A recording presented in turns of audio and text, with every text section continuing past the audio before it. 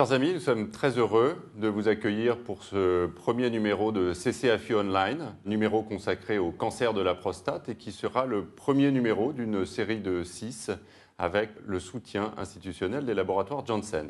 Autour de moi aujourd'hui pour discuter de l'actualité, Philippe Beusbock, oncologue, Christophe Hennequin, radiothérapeute, Pierre Mongier-Artus, urologue et Arnaud Méjean, qui nous rejoindra plus tard pour la conclusion de cette émission pour nous délivrer les take-home messages. Au sommaire de cette émission, une première rubrique transversale animée par Pierre Mongier-Artus où l'on discutera de la problématique de l'os chez le patient traité pour un cancer de la prostate. Les nouveautés de l'année qui seront délivrées autour de cas cliniques sur le patient porteur d'un cancer de la prostate à haut risque de récidive, chez le patient porteur d'un cancer de la prostate dit naïf de castration au stade de la métastase et enfin les patients porteurs d'un cancer de la prostate métastatique résistant à la castration. Et donc au final nous aurons les take-home messages qui serviront de conclusion à cette émission. Je passe la parole à Pierre Mongier-Artus pour cette première rubrique transversale de l'os avec des questions qui se posent à deux stades de la maladie. Finalement, Pierre, un stade où le patient est métastatique, hormonosensible et où la prévention de l'événement osseux est important. Et la deuxième phase, qui est le cas du patient qui est métastatique résistant à la castration. L'introduction est effectivement tout à fait adaptée puisqu'il est essentiel de distinguer deux situations. La première situation, c'est le cancer de prostate, naïf de tout traitement. Et l'objectif dans ce cas précis, c'est de prévenir la déperdition du capital osseux. La deuxième situation, c'est celle du cancer de la prostate qui est résistant à la castration, avec un objectif cette fois qui est de prévenir les événements liés aux métastases. Ces événements osseux liés aux métastases sont appelés finalement SRE ou SSE dans les différents articles que vous pourrez lire, selon qu'ils sont très élargis ou que les critères sont restreints aux événements osseux cliniquement significatifs. Alors, premier temps, le cancer de la prostate, naïf de tout traitement. Dans cette situation-là, le diagnostic est posé une fois sur 3 chez un patient qui a déjà une perte de capital osseux. Et l'ostéopénie qui va être induite par le traitement est plus sévère que celle dont on nous parle régulièrement pour la femme ménopausée et cette ostéopénie est maximale la première année. Les traitements médicamenteux, si on se place sur le moyen terme que va recevoir le patient, en tout cas pour ceux qui ne sont pas traités par radio-hormonothérapie, vont comporter pratiquement toujours une corticoïde qui va être un facteur supplémentaire d'ostéopénie. Enfin, dernier élément à prendre en considération, c'est l'âge du patient, puisque la résistance à la castration et le diagnostic de cancer de la prostate métastatique se fait au-delà, généralement, de 70-75 ans, et l'âge est un facteur prédictif de chute. Chute et perte osseuse est un facteur, bien sûr, très important de fracture. Et c'est malheureusement ce que l'on observe et ce qui est très impactant pour ces hommes, c'est que la fracture du col du fémur laisse des séquelles motrices dans plus d'un cas sur deux et altère très significativement la qualité de vie de ces patients. Et enfin, elle est porteuse par elle-même d'un taux de mortalité qu'on estime à peu près à 1 fois sur 4. Finalement, ce risque de fracture, eh bien, il se traduit par la survenue de fractures. Ce risque est augmenté par la durée de la castration et ce risque est tout à fait attesté avec un surrisque de pratiquement 7% sur 5 ans chez les hommes ayant un cancer de prostate traité par castration. Ce survenu de fracture n'altère pas seulement la qualité de vie des patients, mais est un point d'inflexion dans l'histoire naturelle de la maladie avec une diminution de la survie médiane de ces patients. Alors que pouvons-nous faire, nous, oncologues, onco-urologues, pour prévenir ce risque? Éventuellement utiliser des œstrogènes, mais la mortalité cardiovasculaire est bien trop importante pour que cette piste soit intéressante. On peut utiliser la castration de façon intermittente, mais ce n'est pas non plus une piste très porteuse parce que la déperdition est maximale dans les premiers cycles et l'intermittence ne permet que de stabiliser la maladie et éventuellement utiliser des antiandrogènes de première génération dont les indications sont particulièrement limitées. Donc tout cela pour dire que la prévention, elle est rhumatologique et non pas oncologique. Et cette prévention passera par l'application des recommandations du comité de cancérologie de l'AFU de 2013 qui sont complétées par des recommandations en 2015 communes à l'AFU et à la Société française de rhumatologie. Que dit l'AFU ? L'AFU dit des choses très simples. Il est nécessaire, lorsque l'on va induire une castration chez un patient, de s'enquérir de ses risques de déperdition osseuse, de ses facteurs de risque, de doser la vitamine D et de prescrire une ostéodensitométrie en se questionnant sur le risque de chute chez ce patient. Les conséquences seront une prise en compte des facteurs de risque pour essayer de les contrôler, la prescription d'une activité physique spécifique éventuellement par le soutien d'une kinésithérapeute et une normalisation des taux de vitamine D chez le patient, une normalisation des apports en calcium et en vitamine D, tout cela complété éventuellement par le recours à un gériatre pour prévenir le risque de chute. Les recommandations nouvelles de 2015 sont des recommandations qui, en quelque sorte, complètent et simplifient cette prise en charge. Il faut se référer aux recommandations 2013. Si l'on identifie un facteur de risque de déperdition osseuse, il est tout à fait légitime et recommandé maintenant d'adresser ce patient au rhumatologue qui, lui, pourra assurer cette prise en charge et éventuellement la prescription d'un traitement antirésorptif osseux. Deuxième temps, le temps de la résistance à la castration. L'objectif est là, je vous le rappelle, la prévention des événements liés aux métastases osseuses. Avant tout, à rappeler que si le cancer est résistant à la castration sans métastase osseuse, il n'y a pas lieu d'utiliser un traitement spécifique. Ces événements liés aux métastases sont des événements qui sont malheureusement très fréquents, puisque plus d'un patient sur deux sera intéressé par ce type de complications avec des conséquences significatives sur sa qualité de vie. Comment lutter contre ces événements osseux ? De deux façons. Par deux molécules classiques, l'acide zolédronique, le premier historiquement à avoir été utilisé toutes les 4 semaines, qui va diminuer la survenue de ces événements, et le denosumab, qui lui va retarder la survenue de ces événements, retarder la survenue de ces événements symptomatiques, et pour ces deux molécules, aucune incidence sur la survie des patients.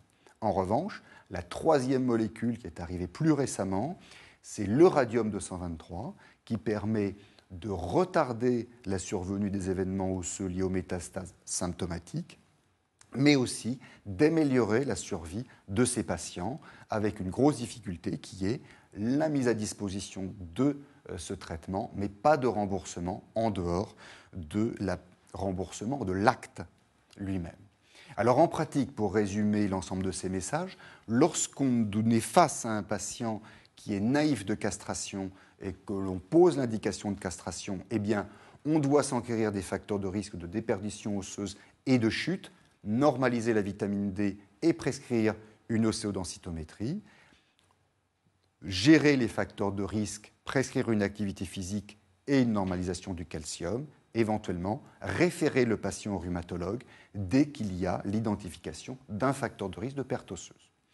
Quand maintenant on est face à un patient qui est résistant à la castration, on va poursuivre la prise en charge que je viens de décrire, on va évaluer son état dentaire par un panoramique dentaire, une consultation auprès d'un dentiste, au mieux auprès d'un stomatologue, et insister beaucoup sur l'hygiène dentaire à chaque consultation.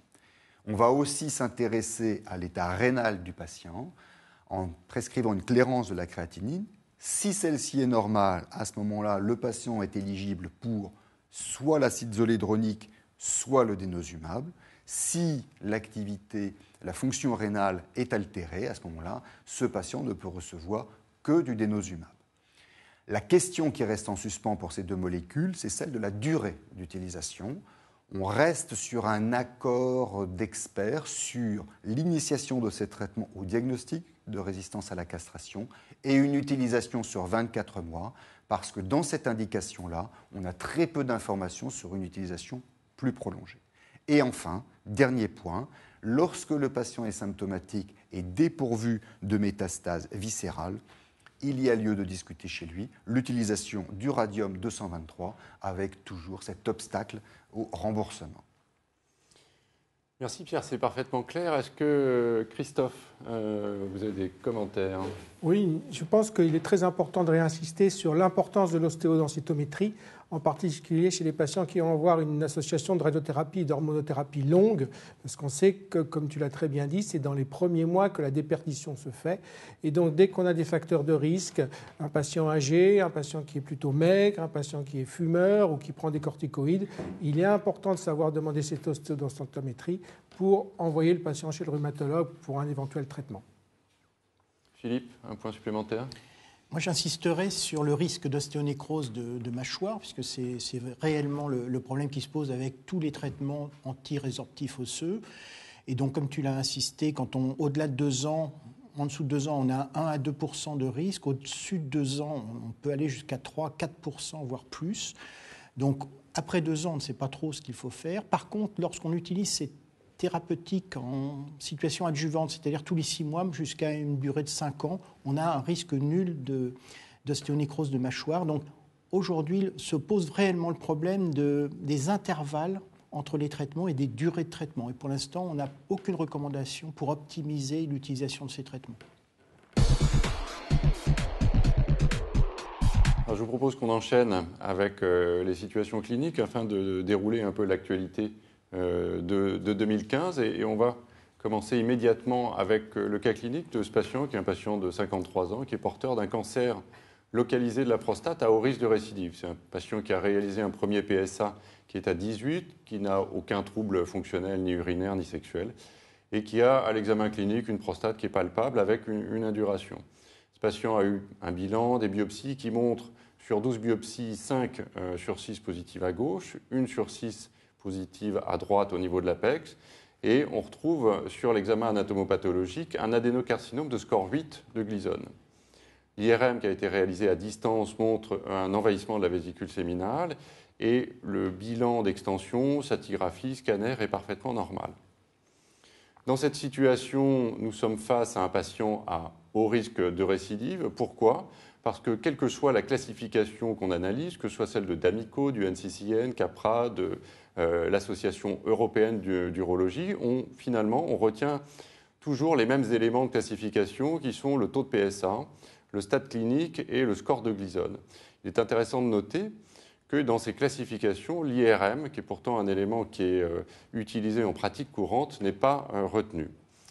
Et en fonction du nombre de facteurs de risque retrouvés dans ces analyses, on est même dans ce groupe de patients à haut risque, un groupe hétérogène comme tous les autres groupes à risque. On est plus ou moins à risque avec un faible risque, un risque intermédiaire ou éventuellement un risque très haut de récidive après traitement. Alors dans cette situation, le standard de traitement, le standard de radiothérapie, c'est l'association d'une radiothérapie et d'une hormonothérapie. Pourquoi ? Parce qu'on a plusieurs études de phase 3 qui ont montré de façon très nette que l'association du traitement local et du traitement systémique faisait mieux que le traitement local seul et que cette association du traitement local et du traitement systémique faisait également mieux que le traitement systémique seul. Alors cette stratégie de traitement, radio-hormonothérapie, c'est un standard et je me retourne vers notre référent radiothérapie du CCAFU, Christophe Hennequin, pour savoir si cette stratégie a un peu évolué, tant sur le mode de la prescription de l'hormonothérapie que sur le type d'irradiation, que ce soit les champs d'irradiation ou même le type d'irradiation lui-même, la technique elle-même. Christophe. Alors, effectivement, les modalités de la radiothérapie évoluent. Sur le plan des volumes d'irradiation, est-ce qu'il faut ou pas irradier les aires ganglionnaires ? Et bien, malheureusement, après plusieurs essais randomisés et plusieurs multiples données rétrospectives, on ne le sait pas encore. Cependant, dans les patients traités à haut risque, dans les anciens randomisés, tous ces patients étaient traités avec une irradiation ganglionnaire, ce qui reste logique. Sur l'hypofractionnement, c'est-à-dire le fait de diminuer le nombre de séances en augmentant la dose par fraction, il y a encore peu de données dans les patients hauts risque traités par hormonoradiothérapie, mais les essais semblent montrer que la toxicité de ces hypofractionnements paraît identique aux irradiations normofractionnées. Donc ça sera probablement un standard dans les années qui viennent, mais pour l'instant, on n'en a pas encore la certitude. Quant à la durée d'hormonothérapie, c'est une question qui reste très importante pour le patient en termes de qualité de vie. Dans les études Princeps de l'ORTC et du RTOG, la durée d'hormonothérapie était de 2 à 3 ans. Il a été montré récemment dans une étude canadienne que quand on comparait 36 mois, c'est-à-dire 3 ans par rapport à 18 mois, les résultats chez ces patients en risque étaient quasiment identiques. Mais il s'agissait d'un essai de supériorité pour essayer de démontrer que 36 mois font mieux que 18 mois et non pas d'un essai de non-infériorité. Donc ceci remet en cause le dogme des 3 ans et doit être discuté, d'autant que dans cette même étude, il a bien été montré que les patients qui recevaient 3 ans d'hormonothérapie avaient une moins bonne qualité de vie que ceux qui ne recevaient que 18 mois. Cependant, il ne faut pas descendre trop cette durée d'hormono. Un essai espagnol très récemment publié a comparé 4 mois versus 2 ans, et vous voyez que cet essai incluait à la fois des patients du groupe intermédiaire et des patients du groupe à haut risque, 50%, 50% globalement. Et dans cet essai, 4 mois d'hormonothérapie, c'est manifestement trop court, et on a un bénéfice pour la durée prolongée, à la fois en survie sans métastase et en survie globale, dans cet essai pour une durée d'au minimum 2 ans. Donc vous voyez, on n'est peut-être plus à 3 ans, mais on est entre 18 mois et 2 ans. En tout cas, une hormonothérapie courte n'est pas conseillée chez ces patients en risque. Et dans l'analyse en flowchart, vous voyez qu'en termes de survie globale, c'est vraiment les patients à haut risque qui tirent bénéfice d'une hormonothérapie longue par rapport aux patients du groupe intermédiaire, où là, peut-être, on peut faire une hormonothérapie plus courte. Ça reste encore une voie de discussion. Et vous voyez qu'il y a tout ce bénéfice est essentiellement sur la survie globale. Il n'y a pas de bénéfice sur les métastases qui peut prêter à discussion. Mais globalement, chez les hauts risques, il faut encore une fois faire une hormonothérapie longue, au minimum 18 mois et pourquoi pas 2 ou 3 ans.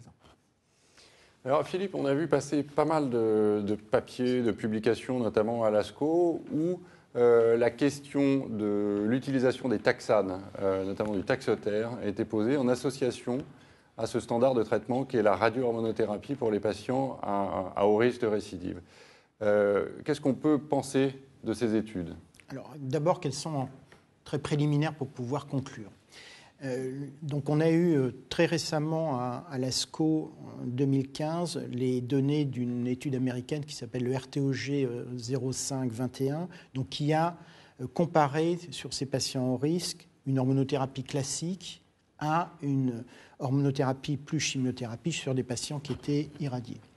Et ces données préliminaires montrent une amélioration de la survie globale, mais seulement au niveau statistique dans ce qu'on appelle un test unilatéral, et pas dans cette étude est négative quand on envisage un test bilatéral qui donc permet de voir, de tester les deux hypothèses de supériorité d'un bras sur l'autre. Donc aujourd'hui, de façon statistique et sur les données qui sont encore une fois préliminaires, on ne peut pas conclure à l'avantage définitif d'une chimiothérapie dans cette situation. Ce d'autant que le GETUC AFU12, qui est une étude française qui a été publiée par Karim Fizazi cette année dans Lancet Oncologie, n'a pas des résultats suffisamment probants également, puisque même après 8 ans de recul, on n'a qu'un avantage significatif en survie sans progression et pas en survie globale. Donc quand on fait la somme de ces deux études, des données de ces deux études, aujourd'hui, il n'y a pas suffisamment de résultats pour pouvoir affirmer qu'une chimiothérapie puisse être utile dans cette situation et que très clairement, aujourd'hui, il n'y a pas de place pour une chimiothérapie en dehors des essais thérapeutiques. Alors pour continuer avec l'actualité et les cas cliniques, on va suivre ce patient qui a été, je vous le rappelle, traité par radio-hormonothérapie avec une efficacité initiale et puis une récidive biologique à 4 ans du traitement. C'est un patient qui a un temps de doublement du PSA qui est assez court, de 8 mois, et qui évolue également sur le plan clinique puisque des douleurs osseuses sont apparues Et sur la scintigraphie, sont diagnostiquées des métastases du bassin, du rachis dorsal. Donc un patient qui était avec une tumeur localement avancée, qui a été traité par un traitement local et systémique, qui évolue sur le plan métastatique. Pierre, est-ce que pour ce patient, l'hormonothérapie est toujours le standard en 2015 ? Alors, en préambule de ma réponse, je voudrais faire une petite précision qui n'est pas une petite précision d'un point de vue clinique, c'est qu'il faut toujours se méfier de l'interprétation des douleurs osseuses chez ces patients. Chez ce patient-ci, bien sûr, l'affaire est entendue, mais une douleur osseuse chez un patient qui est traité pour un cancer de prostate n'est pas forcément, bien sûr, liée à une métastase, mais peut traduire l'existence d'une fracture pathologique, d'autant que ce patient a été traité par 3 ans de castration.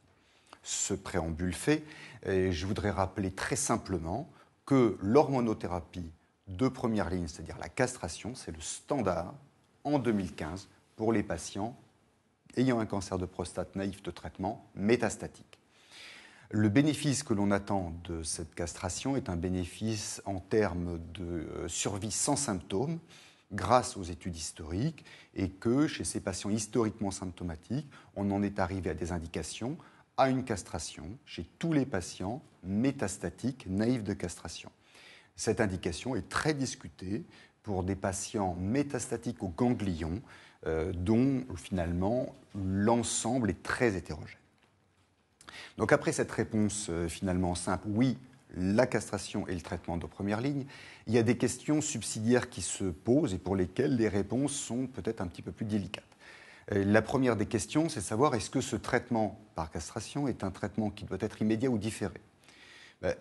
Si on s'en tient aux données dures scientifiques, on a une indication très claire d'utilisation précoce de la castration si le patient est symptomatique et si le patient a des métastases osseuses. C'est finalement la bonne indication de la castration. Donc quand il y a une bonne indication de castration, on doit la faire tout de suite. La réponse est beaucoup plus modérée quand il s'agit d'un patient qui est en récidive biologique isolée, parce que finalement, ce n'est pas une indication de castration, ce n'est pas dans l'AMM des molécules, et c'est finalement la façon par laquelle on a ces fameux patients résistants à la castration sans métastase. Donc, lorsqu'il s'agit d'une récidive biologique isolée, la prudence est de mise et il ne s'agit pas d'aller rapidement traiter ces patients. Donc, première question, immédiat ou différé, immédiat pour les patients qui ont des métastases osseuses. La deuxième question, c'est celle des modalités thérapeutiques. Donc ces modalités thérapeutiques, elles surviennent en parallèle, comme j'ai dit en préambule, finalement, de ce CCAFU online. Prévenons les complications des traitements que nous prescrivons. Les modalités passent par l'utilisation d'un antagoniste de la LHRH ou d'un agoniste de la LHRH en combinaison éventuelle avec un anti-androgène de première génération. Je me permets de vous rappeler à cette occasion que l'anti-androgène de première génération qui a montré son efficacité en combinaison, c'est l'acétate de cyprotérone, molécule qui n'est plus utilisée dans cette indication-là, globalement peu utilisée, d'autant plus que pratiquement tous les essais cliniques sur le blocage androgénique complet sont faits ou publiés avec du bicalutamide. Donc, le blocage androgénique complet est très peu bénéfique en termes de survie. En revanche, il est clairement nocif pour ce qui est de la qualité de vie des patients. Dernière option thérapeutique, c'est l'orchidectomie, qui présente beaucoup d'avantages, mais dans le cas qui nous est présenté ici, présente l'inconvénient de ne pas donner accès au traitement intermittent. Et on en vient donc à la troisième question, à mon sens en tout cas, qui est celle d'un traitement continu ou intermittent. Alors, qu'est-ce qu'on a là encore en données dures ? On a des études qui montrent finalement, et ce n'est pas des études, je devrais dire une étude qui montre que la castration intermittente ne fait pas moins mal que la castration continue lorsque le patient est en récidive biologique après radiothérapie. C'est l'indication où la non-infériorité est montrée. En revanche, la plus grosse étude sur l'utilisation de la castration intermittente lorsque le patient est métastatique est négative Autrement dit, on ne sait pas aujourd'hui, sur des arguments scientifiques lourds, montrer, affirmer qu'il y a une équivalence entre la castration continue et la castration intermittente. Malgré tout, la pratique clinique est là. La castration intermittente est utilisée très régulièrement. Le message que je me dois de délivrer, là encore, est un message de rigueur. Si on envisage de traiter un patient de façon intermittente, il faut initier la castration par un blocage androgénique complet de 6 à 9 mois. Ce n'est qu'à l'issue de l'évaluation du patient, après 6 à 9 mois de traitement hormonal correctement réalisé, que l'on peut évaluer le patient. Si la réponse à ce traitement est correcte, au minimum un PSA inférieur à 4, idéalement un PSA inférieur à 0,2 nanogrammes par millilitre, alors on peut discuter chez ce patient d'une castration intermittente, mais alors seulement. Alors, la question qui se pose avant de peut-être de venir à ce cas clinique, puisque c'est une question d'actualité, je vais peut-être me tourner d'abord vers Christophe et ensuite vers Philippe. Est-ce qu'il faut traiter par chimiothérapie ce patient qui, je vous le rappelle, est un patient qui a évolué du plan local au plan métastatique? Est-ce que c'est la bonne indication de chimiothérapie en plus de l'hormonothérapie en 2015? Alors, on a plusieurs essais, on les reverra, je pense, de chimiothérapie chez les patients hormono-naïfs. Mais ce patient avait déjà eu un traitement local. Il a par ailleurs une masse tumorale relativement faible, avec des lésions qui sont situées essentiellement sur le bassin et le rachis. Par contre, il est jeune. Donc, je crois que c'est un cas difficile qui nécessite un passage en RCP et de discuter dans son cas une chimiothérapie. Mais en tout cas, elle ne doit pas être systématique. Ce n'est pas une indication formelle dans son cas. Mais il est nécessaire, à mon avis, de passer ces patients métastatiques hormono-naïfs en RCP pour discuter collégialement de ce type de cas qui ne rentre pas tout à fait dans les données de la science actuellement. Philippe Busbock, un avis complémentaire? Oui, je pense que quand on regarde effectivement les 3 études qui ont testé l'intérêt de la chimiothérapie à des phases d'hormonosensibilité au stade métastatique, il y a peu de patients dans ce cas, à part dans le GTUC15 où il y avait effectivement des patients à la fois métastatiques d'emblée et métastatiques après un traitement, je dirais, leucorégional. Pour les 2 autres études, on a finalement très très peu de patients qui correspondent à cette situation clinique. Donc je suis d'accord avec toi, Christophe, je pense que l'important c'est de les présenter en RCP. Alors, je suis tout à fait d'accord avec vous. Et est-ce que dans la situation de ce patient, qui est un patient de 55 ans qui est métastatique d'emblée, dont l'histoire clinique est l'association de troubles urinaires, irritatifs, obstructifs, mis au départ sur le compte d'une éventuelle infection et qui dure après un traitement antibiotique.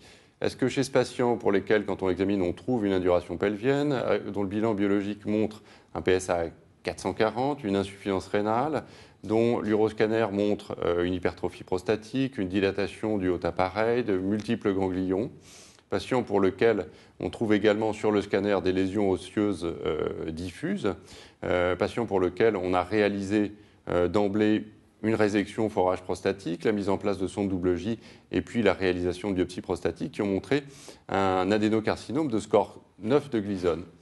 La scintigraphie qui a été faite juste après a montré de multiples foyers du rachis dorso-lombaire et au niveau du fébure. Donc est-ce que pour ce patient qui est avec une présentation tout à fait différente, métastatique d'emblée avec un haut volume, est-ce que pour ce patient, il faut faire de la chimiothérapie de façon systématique?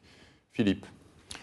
Je pense que dans cette situation, que cette situation est beaucoup plus claire. C'est-à-dire, vous voyez, il y a un patient qui a à la fois une forme biologiquement grave, qui a une extension métastatique importante, donc qui est à risque vital à court terme. Et qu'aujourd'hui, on a un certain nombre d'études, et 3 en particulier, qui vont montrer le bénéfice potentiel d'une chimiothérapie associée à une castration. La première étude qui vient d'être publiée, là aussi au mois d'août, mais qui avait été présentée l'année dernière, est l'étude américaine Charted, qui a randomisé donc, sur un peu plus de 700 patients, à la fois un bras hormonothérapie seule à une association d'hormonothérapie et de chimiothérapie. Et les données sont claires en termes de bénéfice en survie globale, puisque vous voyez, vous avez une différentielle de un peu plus de 13 mois apportée par la chimiothérapie en termes de survie globale. Et cette étude était préstratifiée en fonction du volume métastatique. Et là, quand il existe un volume métastatique important, le bénéfice est encore plus net puisque vous avez une amélioration de la survie globale de 17 mois. Alors, ce qui est important de regarder, c'est l'hazard ratio qui est aux alentours de 0,80. Vous voyez, avec un intervalle de confiance, même c'est 0,60, pardon, avec un intervalle de confiance de 0,45 à 0,81. Alors, cette étude, quand elle a été rapportée, apportait des résultats contradictoires par rapport à l'étude française GETUG-AFU15, qui avait été publiée par Wanel Gravis 2 ans auparavant et qui randomisait un peu moins de 400 patients en 2 bras également, hormonothérapie seule versus hormonothérapie plus chimiothérapie. Et cette étude a fait l'objet d'une actualisation cette année, qui, pour l'ensemble de la population, ne retrouve pas de bénéfice en survie globale. Également, lorsqu'elle s'intéresse au sous-groupe au volume métastatique, vous voyez, cette différence n'est pas significative, mais là aussi, quand vous regardez l'hazard ratio, il est à 0,8, et le nombre de patients correspondant à un volume métastatique était quand même réduit dans cette étude, puisqu'il n'y avait que 90 patients environ dans chaque bras. L'autre facteur qui a pu expliquer la différentielle de résultats entre les 2 études est sans doute que les patients du GETUG-15 ont pratiquement tous été traités par du docétaxel à la récidive, ce qui n'est pas le cas de l'étude Chartide, et que manifestement ça revient à faire une comparaison entre traitement initial à traitement différé. C'est finalement l'étude anglaise qui a mis, je dirais, les compteurs à zéro. Une grande étude qui s'appelle l'étude Stampede, qui avait 4 bras. Je ne vais pas revenir sur le bras acide-zolédronique pour uniquement comparer les bras avec ou sans chimiothérapie. Et là aussi, la différence en survie globale est très claire, avec un hazard ratio, vous voyez, qui est celui pratiquement du GETUG-15, qui est à 0,76. Mais vu que cette étude a été très importante dans le nombre de patients, avec plus de 1500 patients, elle écrase, je dirais, les prix, les données, et que finalement, aujourd'hui, le bénéfice de la survie globale pour la chimiothérapie dans ce type de situation est maintenant très clairement démontré. Alors, il y a une étude, il y a une méta-analyse qui va être publiée dans Lancet ou Lancet Oncologie prochainement sur pratiquement 3000 malades, et vous voyez que aujourd'hui, on peut conclure que la chimiothérapie à ce stade, chez des patients au moins avec un volume métastatique important, apporte des gains en survie, puisqu'ils sont estimés à 10% de survie à 4 ans. Ce patient, dont vous rappelez les caractéristiques, un patient métastatique d'emblée, des hauts volumes, donc typiquement un patient qui ressemble à ce qui était décrit dans les communications de l'étude Chartide. Ce patient a été traité par antagoniste de la GnRH et par docétaxel avec 6 cures de docétaxel. Traitement qui a été très efficace au départ, puisque tant sur le plan clinique, on a vu une disparition des douleurs, mais aussi sur le plan biologique, avec un PSA qui est retombé à 0,65, avec un seuil de castration. On a une diminution de l'insuffisance rénale qui nous a permis de retirer les sondes double J.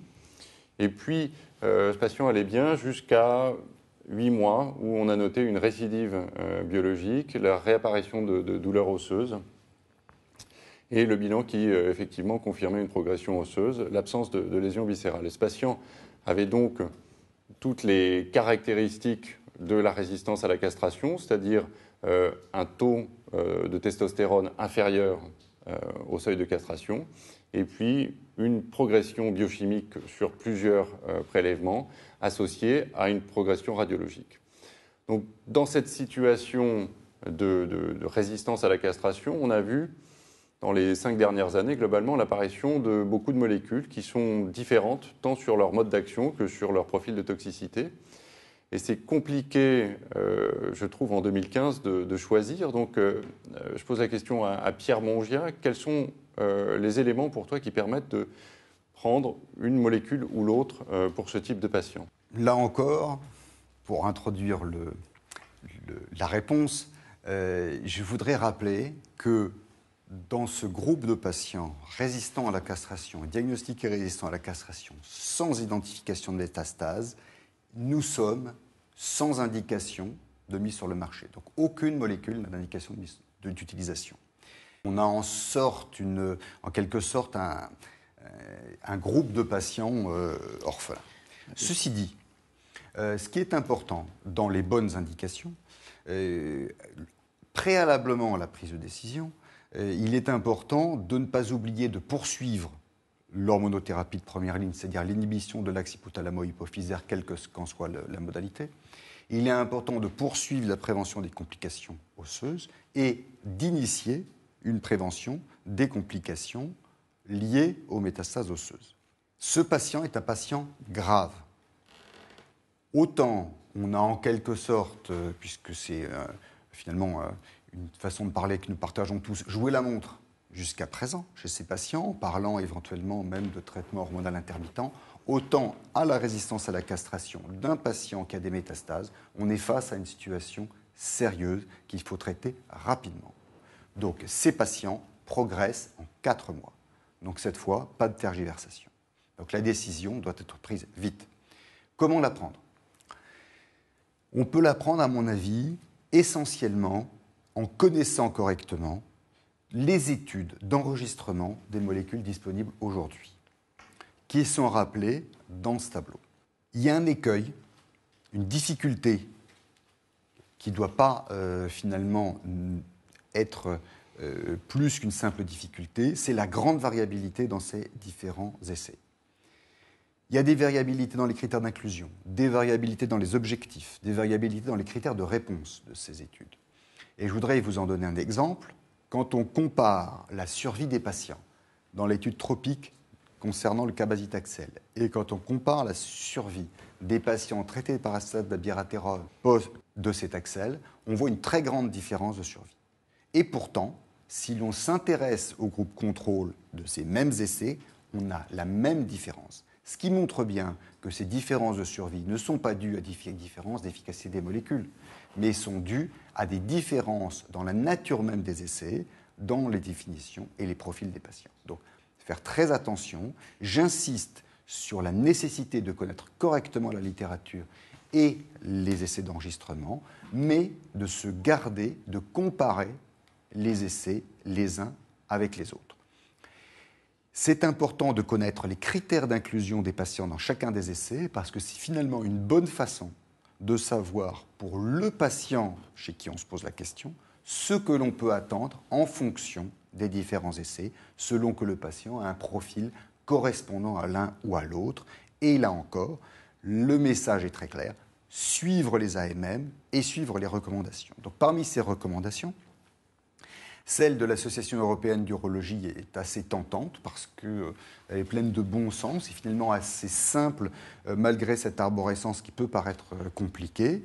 Quelques messages pour finalement interpréter ces recommandations chez un patient dont finalement l'état fonctionnel est altéré. Un patient qui passe plus de la moitié de son temps au lit, si on doit se poser l'indication d'une molécule ou d'une autre, il faut très tôt et suffisamment tôt en tout cas se poser la question de la pertinence pour ce patient-là de soins palliatifs.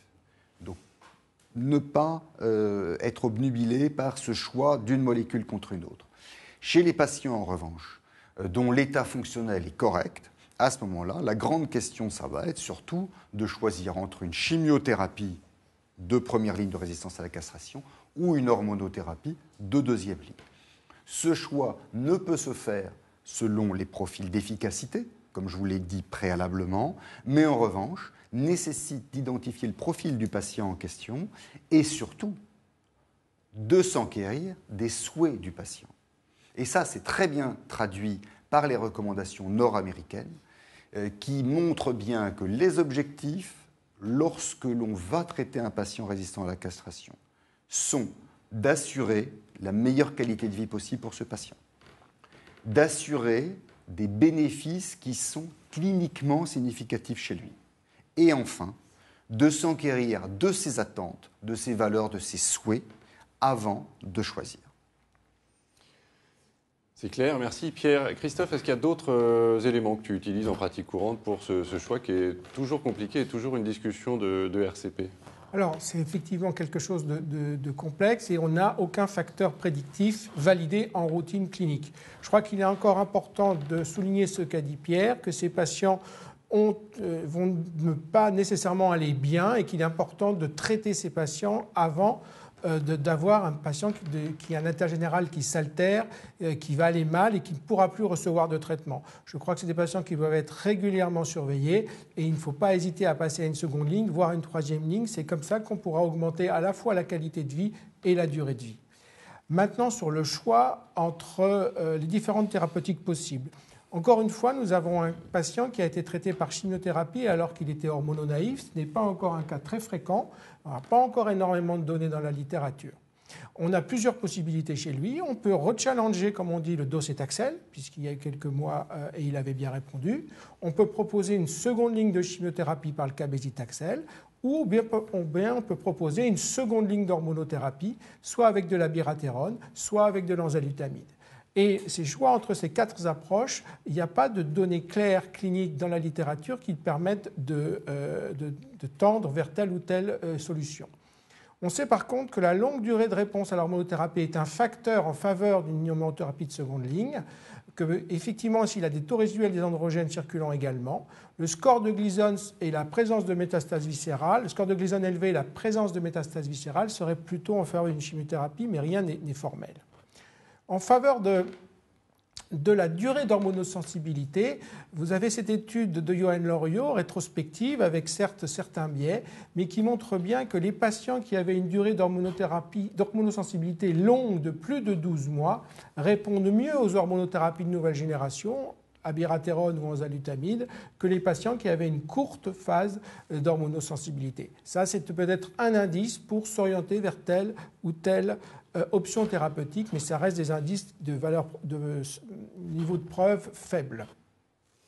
Alors, comment est-ce qu'on fait en pratique, Philippe Beusbock? Parce qu'il y a la vraie vie, et puis il y a la vie des protocoles. On a, avec les protocoles, des bilans qui sont demandés très régulièrement, des scintigraphies qui sont demandées notamment tous les 3 mois.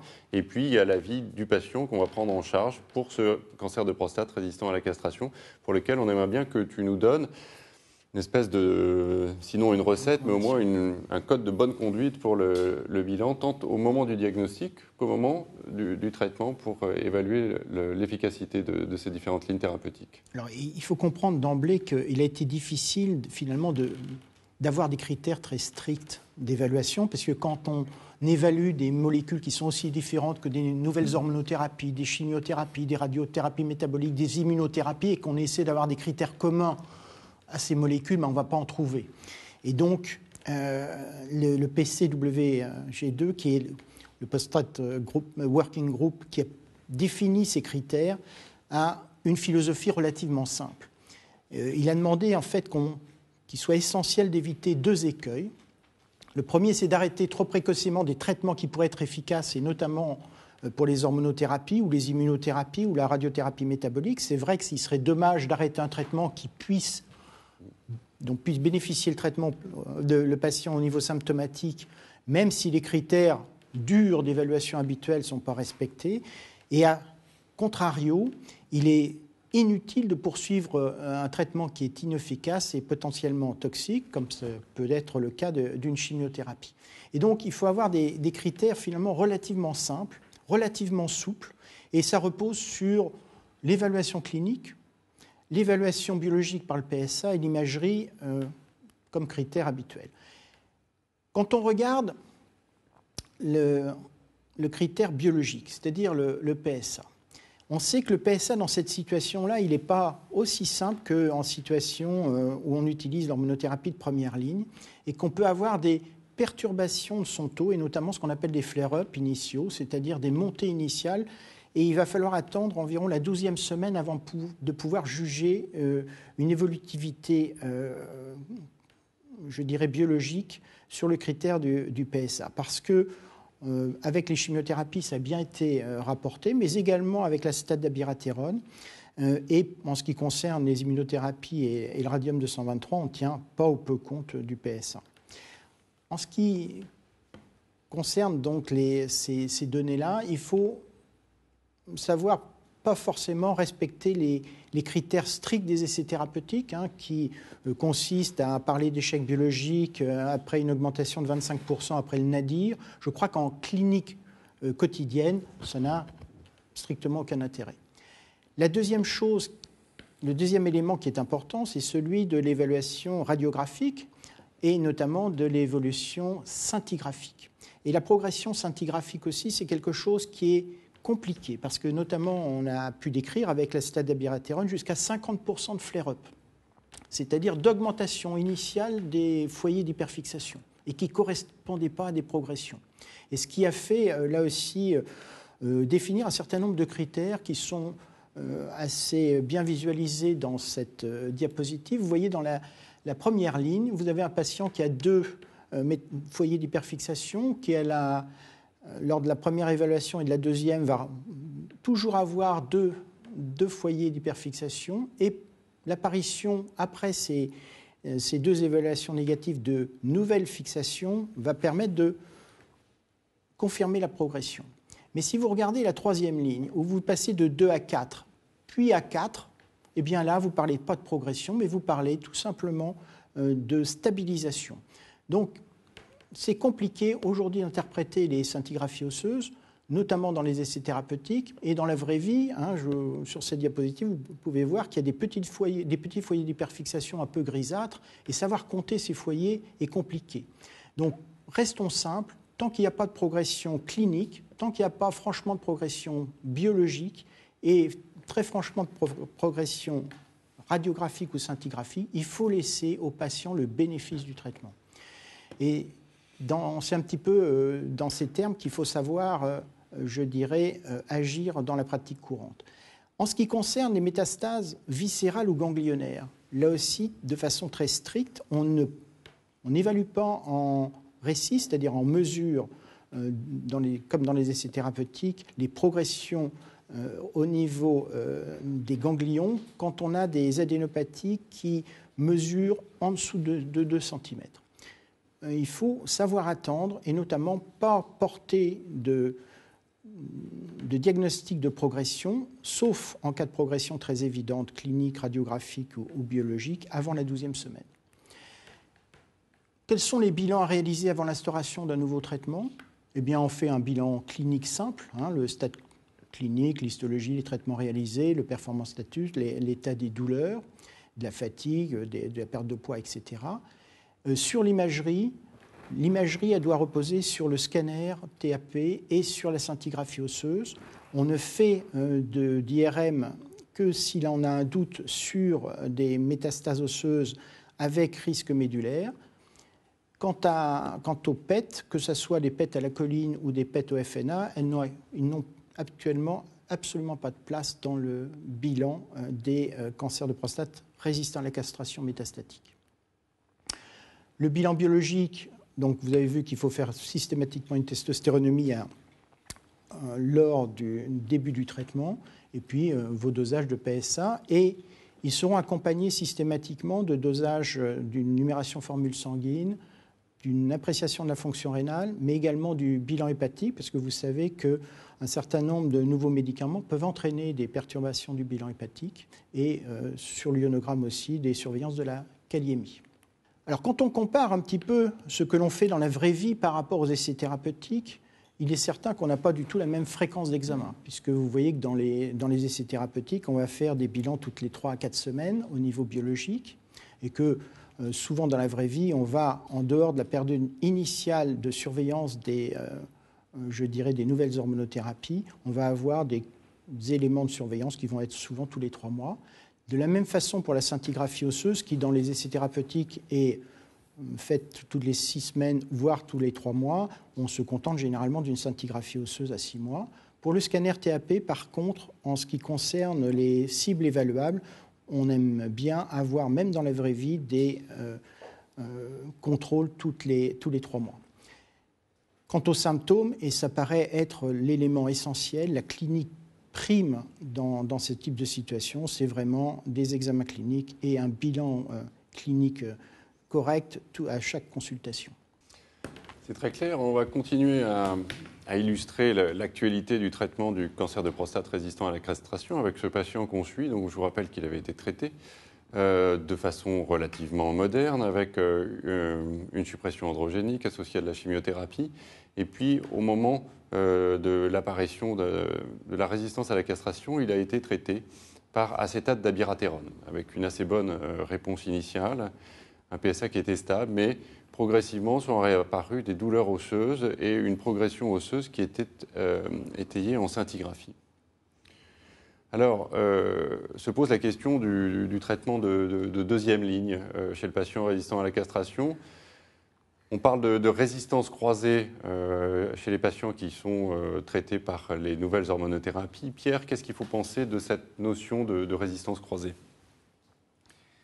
Alors c'est une notion qui, je dirais, traîne partout, traîne pour une bonne raison, c'est qu'on se pose des questions de riches, on a beaucoup de molécules, on a déjà vu la première question qui est celle de l'utilisation en première ligne, et puis dans l'utilisation en deuxième ligne, on a envie d'avoir une utilisation qui soit une utilisation rationnelle. Donc cette utilisation rationnelle, évidemment, pourrait s'appuyer éventuellement sur l'existence de résistance croisée. Ce que l'on observe de façon constante, quels que soient les essais, quelles que soient les combinaisons de molécules en tout cas, c'est que plus une molécule est utilisée tardivement à une ligne ultérieure, moins son efficacité est importante. Donc cette perte d'efficacité traduit certainement beaucoup plus l'évolution de la maladie elle-même que l'existence d'une résistance croisée. Certes, elles peuvent être là, ces résistances croisées, mais en tout cas, c'est surtout la maladie qui avance. C'est le premier élément. Le deuxième élément, c'est que les mécanismes qui pourraient sous-entendre ces résistances croisées ont quasiment tous été mis en évidence sur des modèles in vitro, des modèles animaux. Il y a certes le fameux variant 7 du récepteur des androgènes qui prédit probablement la résistance aux hormonothérapies de deuxième génération, mais pour l'instant, c'est un élément qui est sans aucune application clinique en 2015. Et je doute qu'il y ait une application prochaine, large. Le troisième élément, c'est qu'il ne faut certainement pas oublier l'objectif principal qui, outre les résistances croisées éventuelles, est de donner, comme l'a dit Christophe tout à l'heure, un maximum de lignes au patient. Il faut user toutes les molécules chez le patient pour lui faire bénéficier de chacune de ces molécules en termes de qualité de vie et éventuellement en termes de survie. Et ça donne peut-être la seule piste aujourd'hui que l'on pourrait avoir, qui est une piste qui n'est pas une recommandation, mais ce que l'on observe, c'est que l'utilisation d'un taxane entre deux hormonothérapies de nouvelle génération semble restaurer la réponse à cette hormonothérapie. Donc au total, message simple, pas de facteur prédictif de réponse à une molécule en pratique clinique en 2015. En revanche, des facteurs pronostics de la maladie qui sont bien connus et qui doivent être connus pour justement prendre toute la mesure de l'urgence de la situation. C'est vrai qu'on a autant de questions que de réponses et même plus de questions. Pour le futur, Christophe, est-ce qu'on a des pistes pour essayer de trouver des facteurs prédictifs de réponse d'un traitement à l'échelon individuel ? Alors, je reviens sur ce fameux ARV7 dont parlait Pierre, pour juste expliciter. Vous avez ici en haut le gène du récepteur aux androgènes, et ce gène va être transcrit en protéines. Et vous savez qu'au cours de cette transcription, il peut y avoir des modifications de cette transcription, et en particulier l'apparition du fameux ARV7. Ce transcrit du récepteur a perdu la partie terminale de sa protéine, et c'est justement cette partie terminale qui fixe le ligand et qui fixe les androgènes, ou bien qui fixe les anti-androgènes tels que l'enzalutamide. Et donc la perte de cette partie terminale du récepteur rend la molécule résistante aux hormonothérapies de génération, soit à l'abiraterone qui bloque la synthèse d'androgènes in situ, soit à l'enzalutamide. Et donc ça, c'est un facteur biologique de résistance aux hormonothérapies. adaptative si elle apparaît souvent au cours de l'évolution de la maladie. Par contre, l'apparition de ce variant traduit souvent un plus mauvais pronostic, mais ne traduit pas nécessairement une résistance au taxane, et il est tout à fait possible de proposer des taxanes dans ce cas. Alors maintenant, comment arrive-t-on à déterminer s'il existe ou pas un variant de V7 ? Et c'est là que le bas blesse, puisque techniquement, c'est relativement compliqué. Et on se sert en pratique des cellules tumorales circulantes. Les cellules tumorales circulantes, elles ont trois intérêts. Premièrement, un intérêt pronostique, puisqu'on sait que quand il y a moins de 5 cellules tumorales circulantes, la maladie est plutôt de bon pronostic. Elles servent aussi à évaluer la réponse, puisque si ce nombre de cellules tumorales circulantes diminue sous chimiothérapie ou sous traitement, c'est de meilleurs pronostics. Et enfin, quand on arrive à isoler dans le sang ces cellules tumorales circulantes, on peut arriver à caractériser la tumeur, à découvrir des anomalies moléculaires sur cette tumeur, et en particulier la RV7 s'il existe. Cependant, ça reste une technique relativement compliquée et qui n'est pas accessible actuellement en routine. Ça reste une technique, comme l'a dit Pierre, une technique expérimentale. Philippe, un commentaire sur ces cellules circulantes ? Le commentaire, c'est que c'est compliqué. C'est-à-dire qu'on a essayé à plusieurs, notamment avec l'équipe de Villejuif, de Christophe Massard, de caractériser ces cellules tumorales circulantes. Et on s'est aperçu que c'était compliqué. Et donc avant que ça rentre dans la pratique courante, même si ça a fait l'objet d'une belle étude, dans le cadre d'un financement pair, un cas, aujourd'hui on est loin de pouvoir se servir de ces cellules tumorales circulantes et de leur caractérisation pour avoir des critères prédictifs de réponse. Attendons. Merci. Nous arrivons au bout de ce tour d'horizon de la prise en charge du cancer de la prostate pour l'année 2015. Il me reste à vous remercier pour la clarté, la précision de vos interventions et de vos commentaires. Et il est temps de passer la parole à Arnaud Méjean qui va conclure cette émission en vous délivrant ce que l'on appelle dans le CCFI Online les take-home messages. À très bientôt. Merci. Dans ce premier module sur le cancer de la prostate, nous avons essayé de vous montrer qu'il était très important de mieux évaluer les événements osseux. Ce risque d'événements osseux est augmenté par l'ostéopénie de ces patients âgés, mais également en cas d'hormonothérapie, notamment la première année. Enfin, par l'association d'autres traitements, comme la chimiothérapie ou les corticoïdes. Une consultation d'oncogériatrie est souhaitable chez les patients très âgés pour la prévention du risque de chute. Le principal risque d'événements osseux reste bien sûr le risque fracturaire, qui est augmenté avec la durée de l'hormonothérapie. Prévenir ce risque, en cas d'hormonothérapie, doit se faire d'abord par un interrogatoire minutieux des patients et une recherche des facteurs de risque. Par la prescription d'une activité physique, par le souhait d'avoir une ostéodensitométrie très importante dès le début de l'hormonothérapie, par la prescription d'un traitement par vitamine D et par des apports calciques, enfin, par une consultation de rhumatologie en cas de risque important. Toujours en cas d'événement osseux, il est important de savoir qu'en cas de cancer de prostate résistant à la castration, il faut associer un panoramique dentaire, souhaiter pour le patient une bonne hygiène bucco-dentaire, une consultation dentaire, mais également et éventuellement un traitement par acide zolédronique ou denosumab en fonction du débit de filtration glomérulaire. En cas de cancer de prostate à haut risque, le standard reste encore actuellement l'association radiothérapie-hormonothérapie. En revanche, la durée de l'hormonothérapie à 3 ans n'est probablement pas supérieure à celle de l'hormonothérapie à 1,5 ans. La chimiothérapie, en revanche, n'améliore pas la survie. En cas de cancer de la prostate hormonosensible, quel est l'apport de la chimiothérapie par docétaxel ? 3 études randomisées nous permettent d'essayer de répondre à cette question.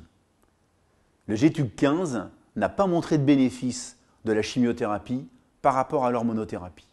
En revanche, les 2 études plus récentes, Charted et Stamped, ont mis en évidence un bénéfice de la chimiothérapie par rapport à l'hormonothérapie.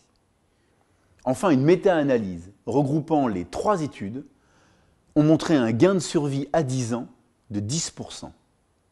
Ce qui est sûr, c'est qu'en cas de volume métastatique important, une chimiothérapie est souhaitable. En cas de cancer prostatique résistant à la castration, il faut toujours garder l'hormonothérapie de première ligne. Il faut également instituer rapidement un traitement de deuxième intention car la progression est rapide. Pour les patients PS0 ou PS1, il y a le choix entre une chimiothérapie et une hormonothérapie de deuxième ligne, soit un traitement associant abiraterone et prednisone, soit un traitement par enzalutamide. Comment faire le choix entre la chimiothérapie et une hormonothérapie de deuxième ligne? Ce qu'il faut savoir, c'est qu'il n'y a aucun facteur prédictif actuellement validé. Certains restent expérimentaux, comme le variant 7 du récepteur aux androgènes, ou comme les cellules tumorales circulantes. Quoi qu'il en soit, les trois critères habituels sont absolument fondamentaux. D'une part, le bilan clinique, associant à l'interrogatoire, l'appréciation des douleurs, de l'altération de l'état général. Deuxièmement, un bilan d'imagerie, associant un scanner et une scintigraphie osseuse, en se rappelant que le PET scan, même à la colline, n'est pas actuellement validé dans cette indication. Et enfin, bien sûr, un bilan biologique avec le PSA, même s'il doit être interprété avec un peu plus de caution que dans les autres situations, la testostéronémie, les LDH ou les phosphatases alcalines et bien sûr le reste du bilan biologique. Il faut se rappeler que la durée de l'hormonosensibilité supérieure à 12 mois laisse apparaître un taux de réponse important pour une hormonothérapie de deuxième ligne. Mais il est bien sûr fondamental d'avoir le choix du patient et l'adhérence du patient et d'essayer d'apprécier sa qualité de vie avant une chimiothérapie dont on sait qu'elle est forcément plus délétère qu'une hormonothérapie de deuxième ligne. Le prochain module aura lieu le 15 février. Il sera sur le cancer de la vessie. Au revoir.